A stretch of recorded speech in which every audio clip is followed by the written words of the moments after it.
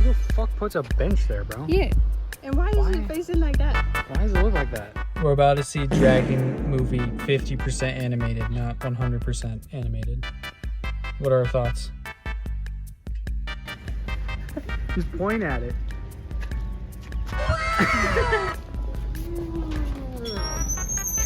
Wow. What'd you get? I got the $15 cup. Oh my dragon. Raise your hand if you want the hiccup cup. It's after the movie.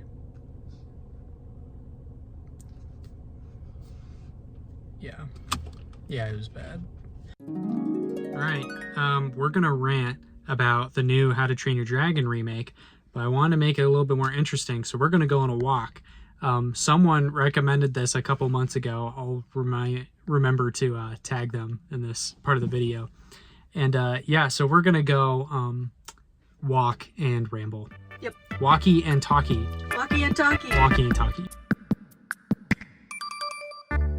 All right, we are on our Walkie&Talkie in this beautiful park. This is very nice. So I might as well introduce who we are. I'm FCP. You already probably know that. This is Moon. If you watched the video or you're getting ready to watch the video, she's featured in it. This is my little sister. Major How to Train Your Dragon fan and way more knowledgeable about the series than I am.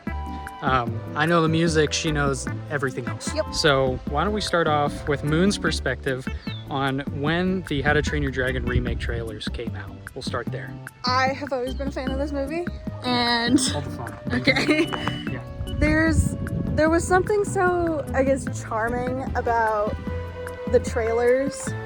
The CGI for the dragons was actually like really good, which I will bring up again later. It was theoretical. Theoretically, it was great. It felt like we were getting to see a piece of our childhood brought forward to us, and it looked like it grew up with us. Yeah, I think that's a good way to put it. I think that's good. Moon had good intentions, but before we sat down to actually watch this movie, like it was actually like a solid approach to it. I, on the other hand, was trying to ignore it completely. Because, I mean, you guys know me, and if you've seen what I post on my channel, it's that I just hate remakes, and I think they're stupid. And I've always thought they've been pretty dumb. I can't remember the last time I actually watched a Disney remake, like, unironically. Bah. I don't care how good it looks, or if the music is great, whatever. I remember the teaser trailer playing before, God, I don't even remember what movie it was that I went to see instead. And it was the fucking Minecraft movie. That's right. And like it played beforehand, and I was like, God, this looks like ass. And I look over, and Moon is like beaming. This beautiful smile on her face, was so excited. I was like, this is fucking dumb. I was like, okay, we're going. Here's the date, here's the time. And as this is all going on, I'm in the background. I'm like, how do I, like, I don't want to tell her that I don't want to go, but because she clearly knows that I don't want to go already. Yeah. But it also was like painful planning this out. It was like planning your own execution. So I guess the TLDR of what was leading up into this theater experience was Moon was really excited. I was not. She fucked up the tickets. Then we sat 3 rows from the front, and then we got the most glorious meme fest that was also horrible to watch. It was really bad. It was really bad. It's not my fault. So now why don't we get into like actually talking about this movie too, our experience in the film. Was there a specific scene that really, damn, it just got really windy. Was there a scene that really made you just like start to question your sanity, and what scene was that? The opening scene. Okay, explain. The iconic opening line that introduces Burke and the main character was completely butchered. They changed it. I don't know why they changed it. They made it like so more simple, bad for no reason. There was no need to change it. Yep. That's when I started questioning. I was like, okay, that's not great. But what really did it for me was the scene of the monstrous nightmare blowing fire at the cabin. It looked so bad. I was like, what did you do to... What? How did the dragons go from looking actually pretty decent to whatever the hell that was? And it's so okay, here's the most frustrating part about this whole review is that I can't even get you the footage from the scenes because the movie's so new and I can't find the footage anywhere.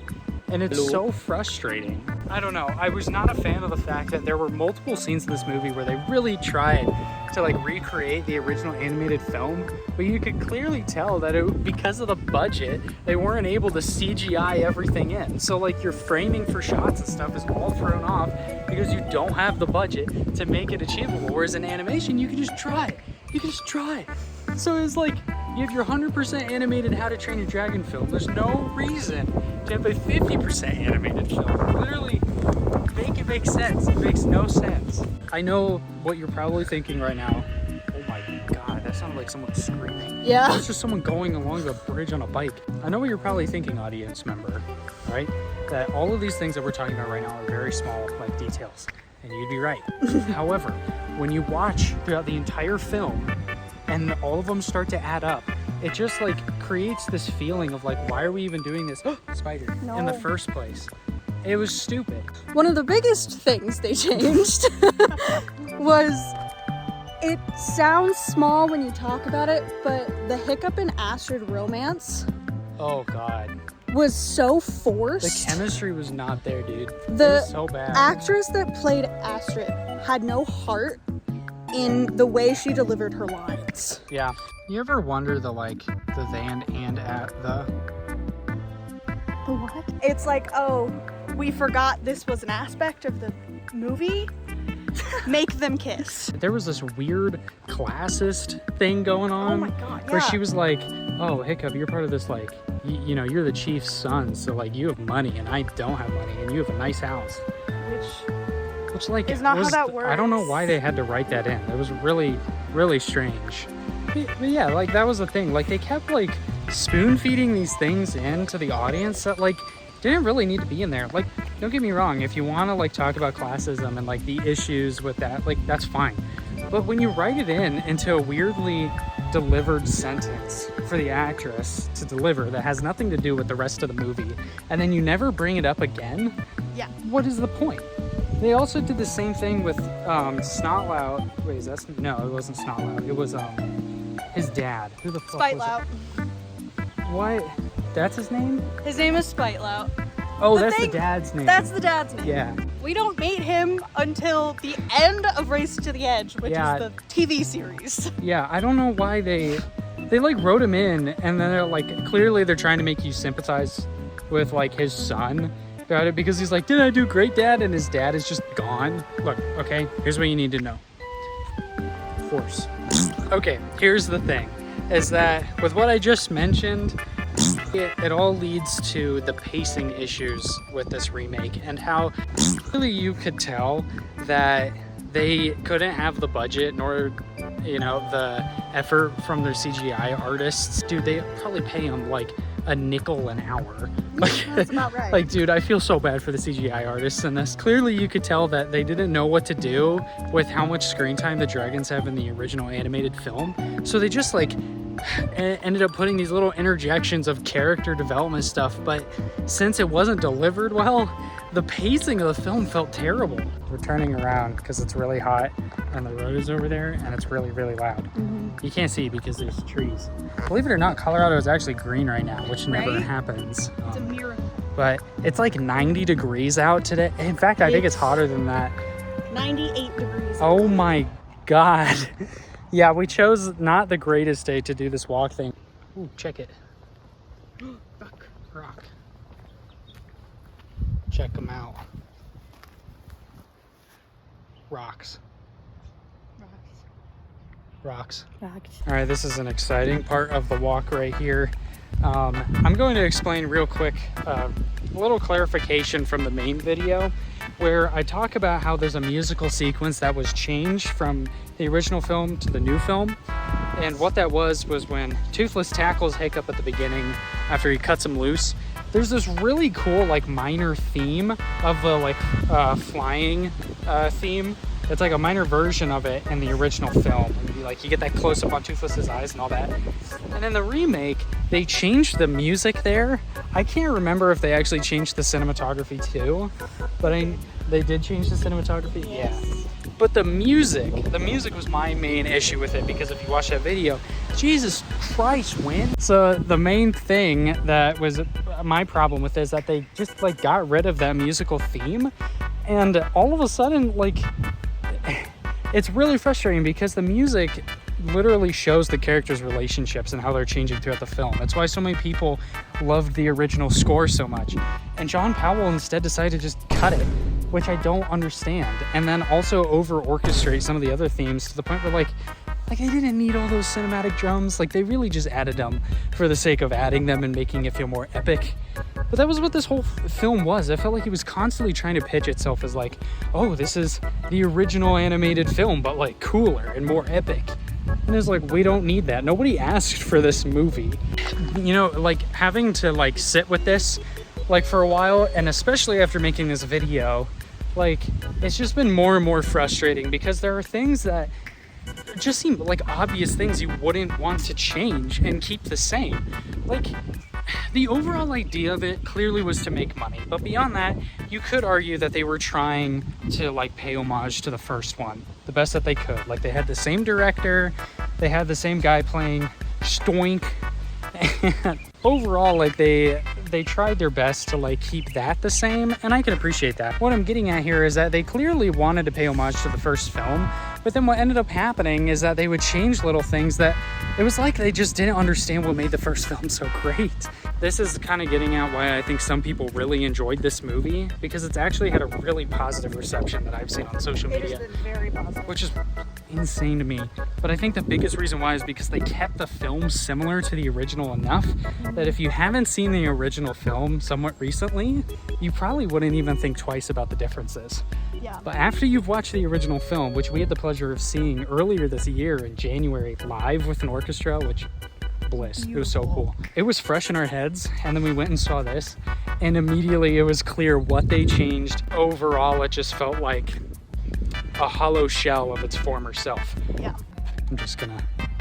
I made a joke in the original video essay that I made about how it felt like they gave the script of the original film to the actors in the new film and then just told them to make it up. And that's a lot like what it felt like. And then the editing team just tried to fix as much as they could. And that really is what it felt like. And they just missed the mark. It was like everyone that was a part of that project forgot to watch the original film right before they started making it. And then they're like, oh, well, we need to recreate it as close as we can. So like, just made no sense. It's like really hot out. Yeah. Like, we're like dying right now. Ugh, so we found this nice little bench in the shade, and my finger is in front of the camera. You can see the camera is shaking a lot because I'm just like dying right now. Yeah, It's really hot. It's bad. it's 98, Yeah. but It's gotta be like 90 in the shade, maybe. says it feels like 99. This is not weather we normally get in Colorado, just so you know. We almost made it back. I'm freaking dying. So Rudy. We've almost made it back to the car. What are final thoughts on the remake? no. Yeah, don't watch it. It's not worth it, man. Unless you want to see if we were lying the whole time. Because we were. No, we weren't. No, we weren't at all. I just thought that'd be funny to put in as a bit. So let us know if you want more walkie-talkies or whatever we call these. I don't know. Moon, thanks for being here. I appreciate the help on the new video. And without her help, this wouldn't have been possible. So round of applause for her. And I will see you guys again very soon. But first, 1 through 10, what would you rate the movie? A 0. Damn, a 0? I was gonna give it a 1, but No. yeah, that's fair. Okay. Bye, friends. Bye. See you later.